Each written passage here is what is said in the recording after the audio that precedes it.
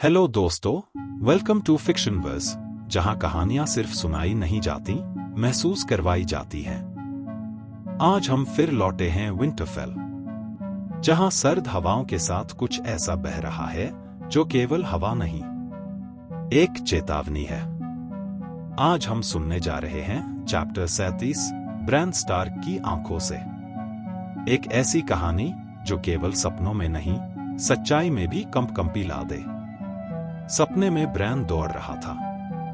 बर्फीली हवा उसके चेहरे से टकरा रही थी, उसकी सांसें धौंकने की तरह चल रही थी। लेकिन उसके पैर नहीं थक रहे थे। वो भाग रहा था, गॉड्सवुड के भीतर, पुराने देव वृक्ष के पास से, फिर झील के किनारे से। और हर जगह अंधेरा उससे आगे भागता जा रहा था।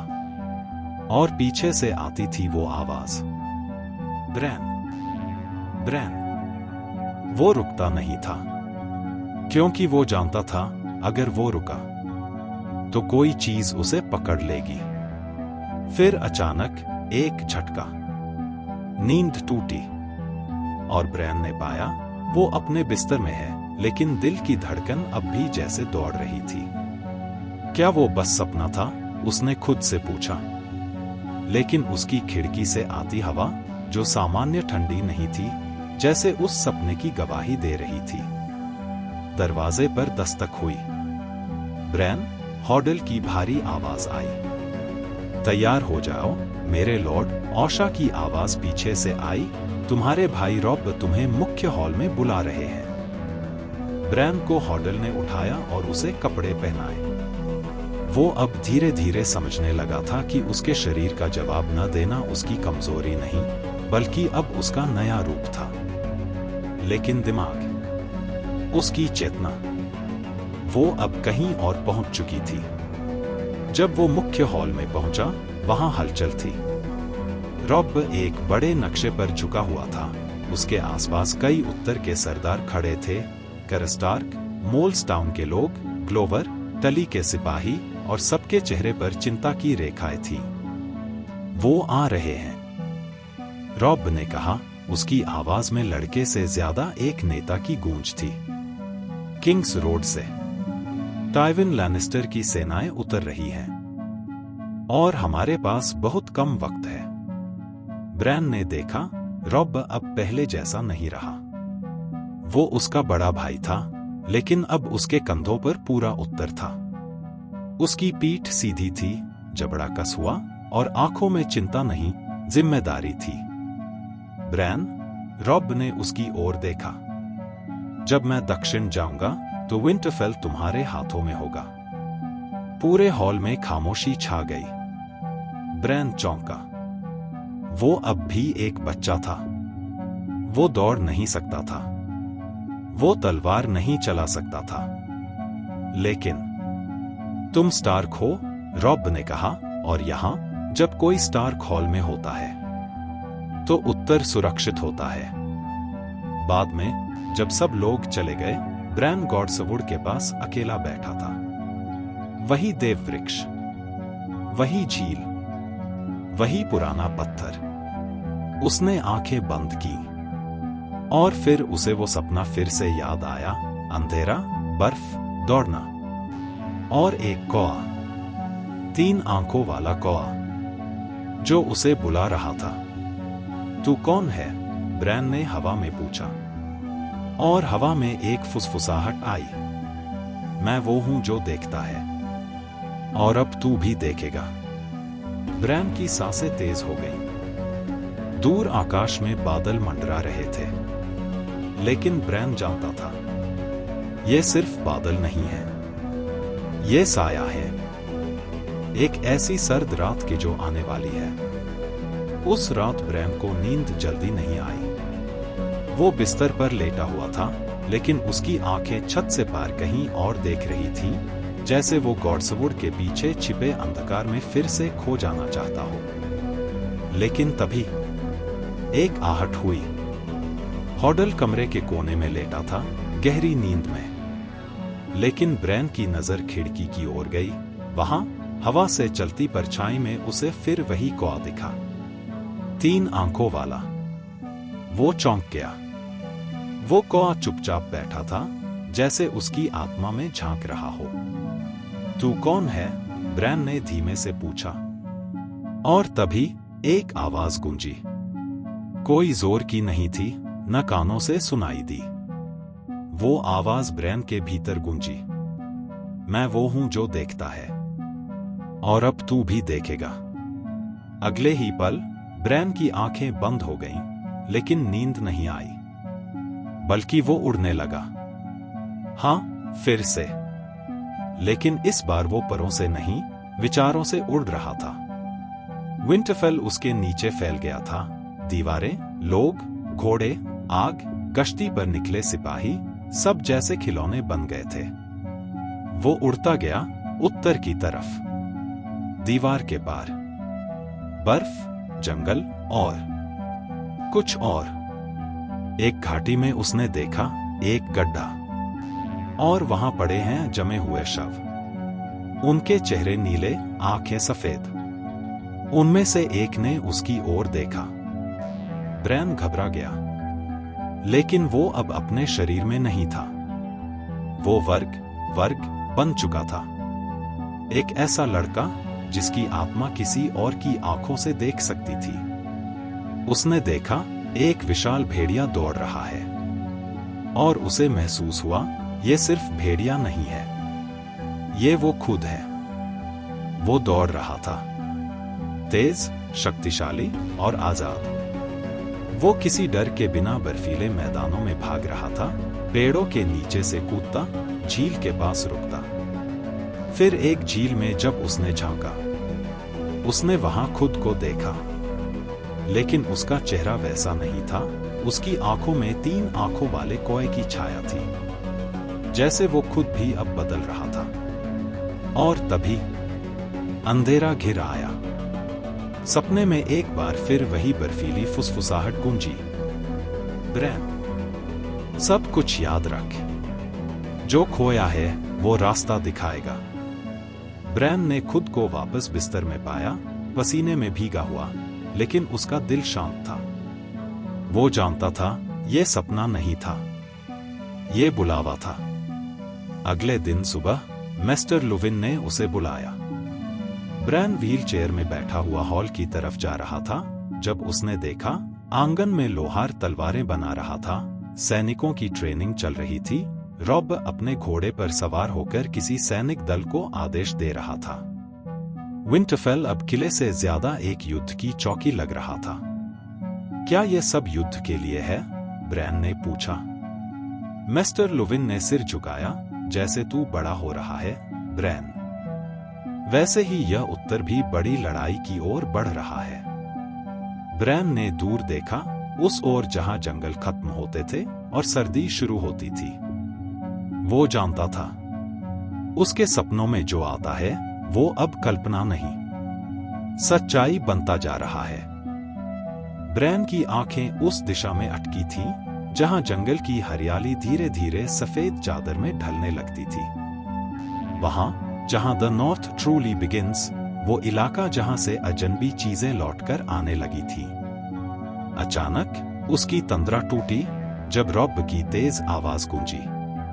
सर रोड्रिक, हमारे पास ज्यादा वक्त नहीं है। भेंटियों को तैयार करो, 3 दिन में रवाना होना है। ब्रैन ने रॉब के चेहरे पर देखा।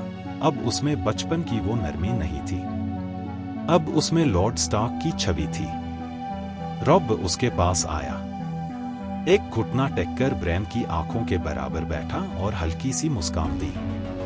जब मैं चला जाऊंगा तुम ही विंटरफेल के लॉर्ड रहोगे, ब्रैन। ब्रैन की पलकों में नमी तैर गई, लेकिन उसने कुछ नहीं कहा। तुम्हारे पास मिस्टर लुविन होंगे, हॉडल है, औशा भी है, लेकिन सबसे ज्यादा। रॉब ने उसका कंधा थामा। तुम्हारे पास तुम्हारी बुद्धि है, तुम्हारी आंखें, जो शायद अब औरों से ज्यादा देखती हैं। ब्रैन ने सिर हिलाया। वो समझता था ये सिर्फ जिम्मेदारी नहीं, एक अग्नि परीक्षा थी। रात को ब्रैन फिर से गॉड्सवुड गया। चांदनी देव वृक्ष के खून जैसे लाल पत्तों पर पड़ रही थी। हवा स्थिर थी, झील शांत, और वहीं देव वृक्ष के नीचे बैठकर उसने एक और सपना देखा, खुले आंखों से। इस बार वह भेड़िया नहीं था, वह पेड़ बन गया था।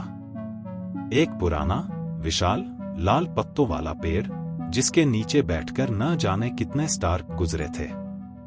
और जैसे जैसे उसने खुद को महसूस किया, उसने आवाजें सुनी, पुरानी आवाजें। Winter is coming, Night's Watch, Brandon the builder, blood Raven.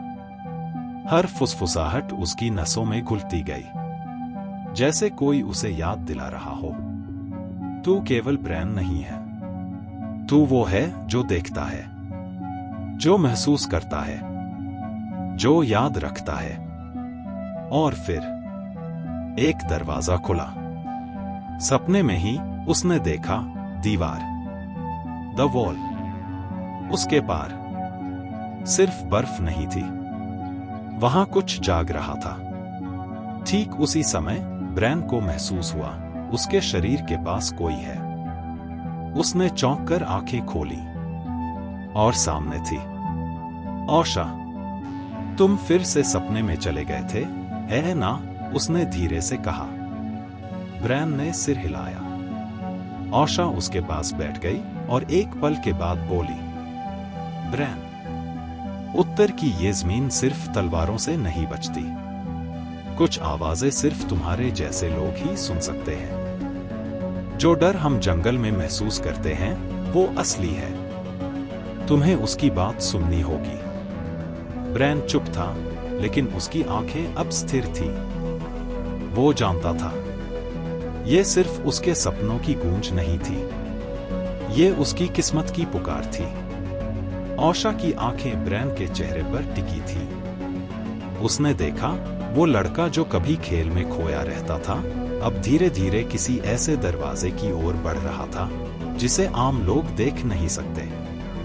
Bran, उसने धीरे से कहा, कभी कभी सच्चाई वो नहीं होती जो आंखें दिखाती हैं, बल्कि वो होती है जो आत्मा महसूस करती है।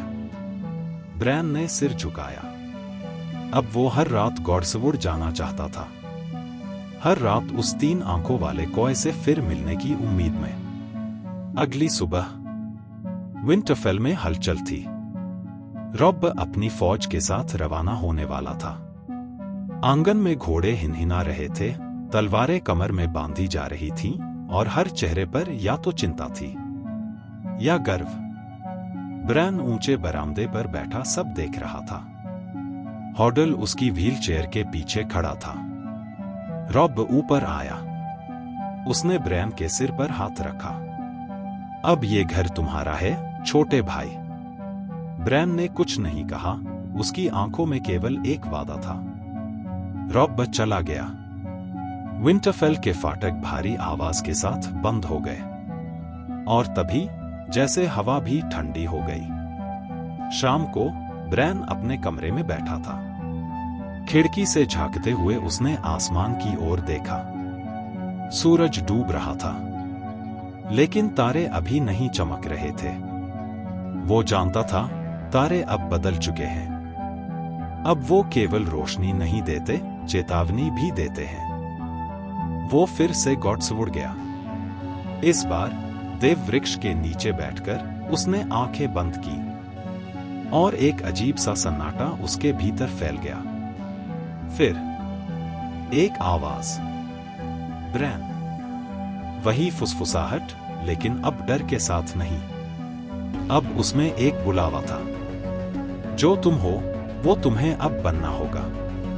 और ब्रैन की आत्मा जैसे एक बार फिर उड़ चली, न सर्दी में न गर्मी में, बल्कि किसी ऐसी जगह पर जहां समय बहता नहीं, ठहरता है। वो फिर से भेड़िया बन गया, और फिर कौआ, और फिर कुछ और। वो अब सिर्फ एक लड़का नहीं था, वो एक दृष्टा था, एक शेर, एक मेमोरी कैरियर, एक ब्रैन नहीं। The beginning of the 3-eyed raven. और अब रात फिर से विंटरफेल पर छा गई थी, मगर अब हर परछाई के बीच एक नन्ही लेकिन स्थिर आंखें उसे देख रही थी, ब्रैन की। अब सवाल यह है, क्या ब्रैन सच में भविष्य देख सकता है या वो अतीत को महसूस कर रहा है? उसके और उसके भेड़िए के बीच जो संबंध है, क्या वो सिर्फ वर्ग होना है या कुछ और गहरा? और क्या ब्रैन सच में थ्री आइड रेवन बनने की ओर बढ़ रहा है या उसे कोई और मार्ग बुला रहा है? अपने विचार हमें कमेंट में जरूर बताएं। और अगर आपको ये कहानी पसंद आई हो तो वीडियो को लाइक करें और इस चैनल फिक्शनवर्स को सब्सक्राइब करना मत भूलिए, क्योंकि यहाँ कहानियां सिर्फ सुनाई नहीं जाती, महसूस करवाई जाती हैं। अगला चैप्टर 38 टीरियन लैनिस्टर POV जल्द ही आ रहा है। क्या आप तैयार हैं?